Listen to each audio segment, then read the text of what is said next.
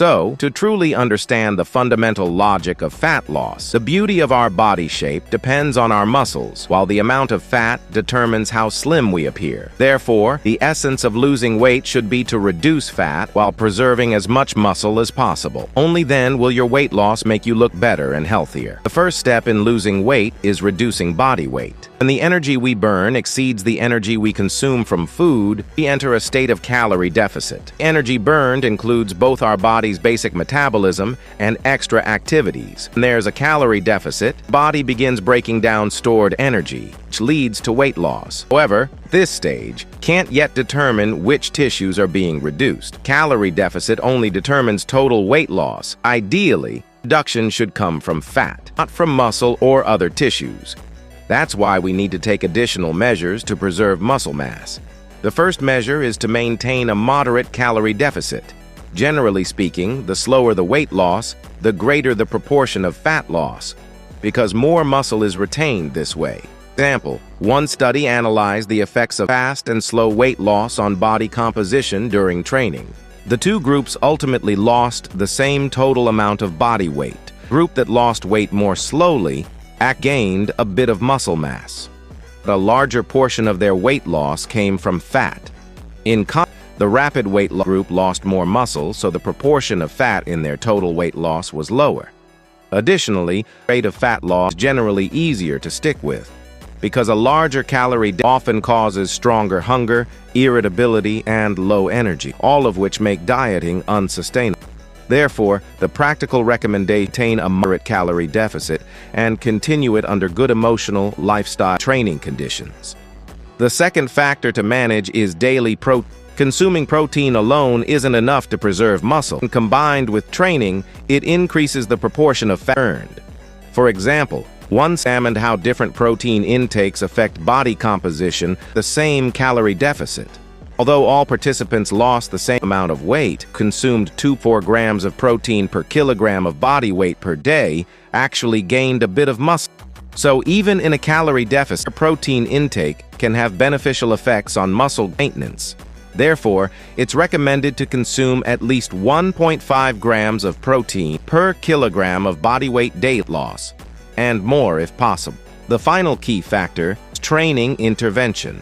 Common training methods, strength training, and aerobic exercise, or general physical activity. To minimize fat loss while preserving muscle, the focus should be training, specific distance training aimed at hypertrophy, growth. This training provides the necessary stimulus for muscle maintenance, growth even during a calorie deficit. Without this stimulus, the body is to retain muscle tissue. One study compared change in body composition between groups with and resistance training during a calorie deficit.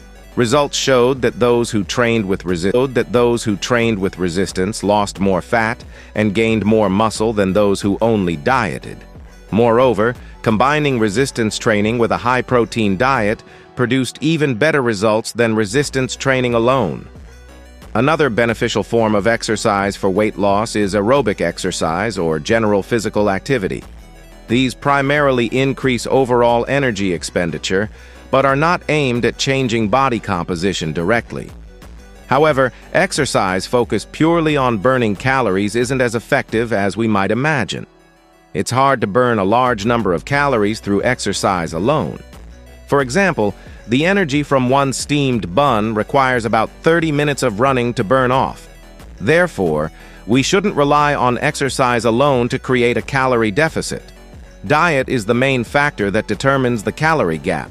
But this kind of exercise lets you eat more food while keeping the same calorie deficit, so you can add it in moderation, whether it's doing cardio or just walking around the supermarket. The easiest and most universal way to measure your activity is by step count. Less than 5,000 steps a day means a low activity level. Around 10,000 steps is moderate, 15,000 steps is high, and anything above that is very high activity. Fat loss, the more energy you burn, the better. But sometimes increasing activity takes a lot of time and effort. Simply eating a little less can be an easier way to create a bigger calorie deficit. The general advice is to aim for a moderate activity level, about 7,500 steps per day. enough to give your calorie deficit a solid boost. 10 common weight loss myth, and 99% of people still fall for the last one. Myth number 1, eating small, frequent meals boosts metabolism. A lot of people believe that eating more often keeps your body in a constant digesting mode and therefore burns more energy. But a large meta-analysis found that whether you eat all your meals at once or spread them throughout the day, your metabolism doesn't change at all, as long as the total calories are the same. Number 2, eating late at night makes you gain fat. This idea has been completely debunked by research. Eating late has nothing to do with getting fat. In fact, some studies even found that eating carbs at night can actually help with fat loss and hormone balance. So it's totally fine to have a late dinner. Just make sure your total daily calories are less than what you burn, and avoid staying up too late or snacking on junk food. Number 3, dieting damages your metabolism. Some people think that eating less puts your body into starvation mode and causes permanent metabolic damage. But studies by Manon Hanselman and his team proved that this isn't true. There's no scientific evidence showing that dieting permanently slows down your metabolism. Myth number 4, overweight people are fat because they have a slow metabolism. Actually, it's the opposite.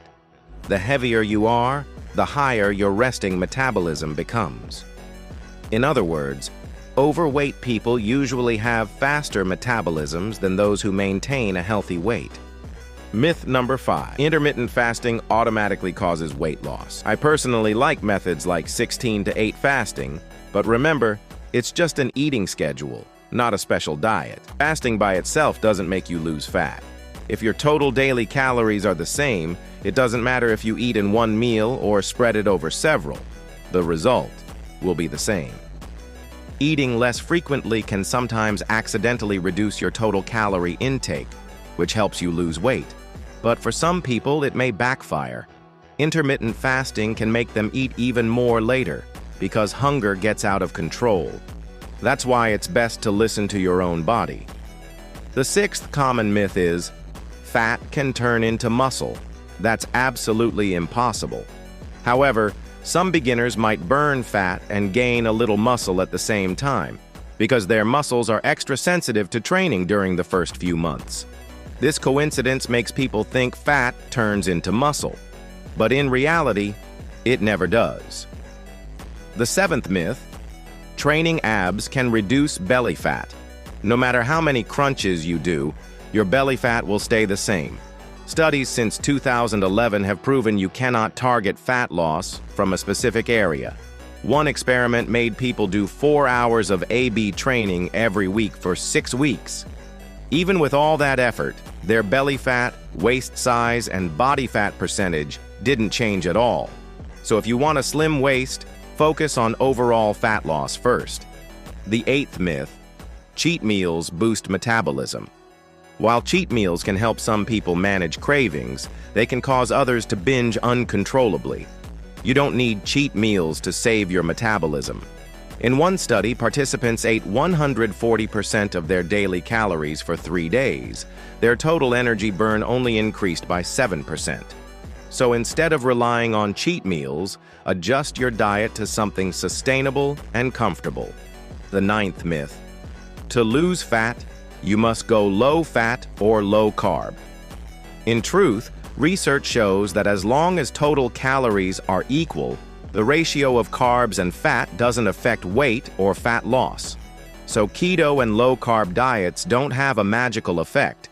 If your carb intake is too low but you love carbs, you won't last long, and your diet will fail. 10th myth, fast cardio burns more fat. In one study, 2 groups both had a 500-calorie daily deficit. One did fasted cardio, the other did cardio after eating. After 4 weeks, both groups lost the same amount of fat. So it doesn't matter if you train before or after eating. What really counts is your total calories and consistency. And finally, you don't need cardio to lose weight. A meta-analysis of 14 studies involving over 1,800 obese participants found that for obese individuals, Aerobic exercise alone is not a very effective weight loss method. Another major meta-analysis focusing on cardio revealed that when calorie deficits are equal, adding cardio doesn't produce better results than dieting alone. The only difference was minimal. People who added cardio lost 11 kilograms, while those who only controlled their diet lost 10.7 kilograms. Exercise aimed purely at burning calories is often inefficient. For some, combining exercise with calorie restriction may increase appetite, making it harder to stick to the plan. If you do want to exercise, it's better to focus on strength training. Strength training, like cardio, increases energy expenditure, but it also signals your body to preserve muscle. This way, the body you lose fat from will be healthier and look better. That's it. A summary of all the common weight loss misconceptions. I hope this helps you.